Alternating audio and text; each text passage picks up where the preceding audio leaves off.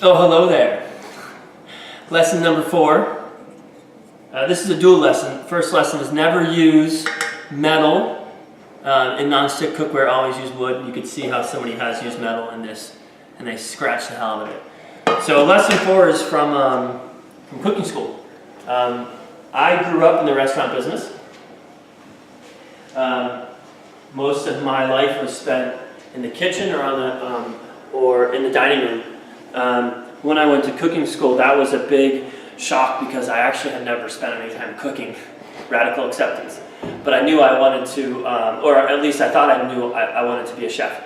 And so this lesson is really about sometimes you have to be an asshole in order to accomplish what you need to accomplish. Okay? So if you're serving dinner in restaurant business, if you're serving dinner between 4 p.m. and 8 p.m., the amount of money that the restaurant makes is solely based on how many tables you can turn in that time.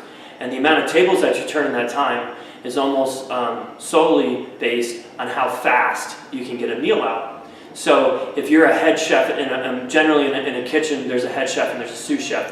The head chef is responsible for making sure everything is run smoothly, and the sous chef is basically helps the head chef do that. So when you're in the restaurant business and you have line cooks, and you might have 4 or 5 cooks, and there might be a fry cook, and there might be a saute cook, and there might be a dessert chef, or whatever the case may be, but there's still that head chef overseeing everything. And then you have all of these wait staff, right, that are all demanding these dishes right away, so that these wait staff can get these plates out to this table, and then they can get that table out of here so that the wait staff makes more money. They turn that table faster, and the restaurant makes more money. And you have this head chef who is standing right next to you, screaming at you to hurry up and plate that dish, or to hurry up and cook that food, or you're taking too long. It shouldn't take you 3 minutes to do a medium rare tenderloin. It should only take you 2.5 minutes. And let me show you how it's done. They push you out of the way, right? So kitchens are very, very chaotic, and it's a lot of fun, but you often get yelled at, and you often get called names.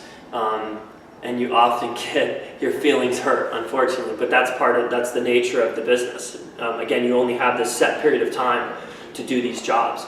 So sometimes you have to be an asshole. Sometimes a leader has to be that person that other people might not like, because they need to be that person in order to get that job done.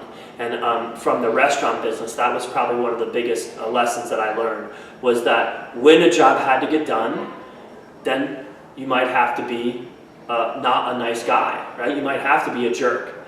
But after that job is done, hey, high five guys, high fives, let's go out and get a drink. You guys did fantastic. I'm sorry that I called you a worthless human being. I didn't mean it. I was angry at the time, but let's go out and we're going to put all that stuff aside.